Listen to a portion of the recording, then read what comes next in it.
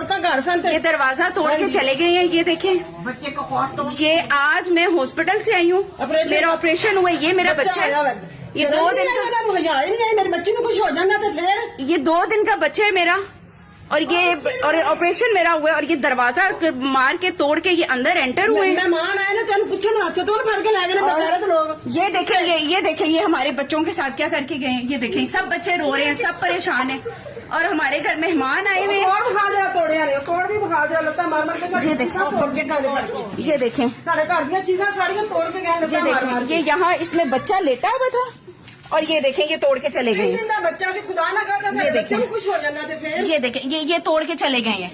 ये 2 दिन का 3 दिन का 3 दिन का बच्चा सी, ये इसके अंदर लेटा हुआ था कॉट में, और ये सारा तोड़ के चले गए हैं।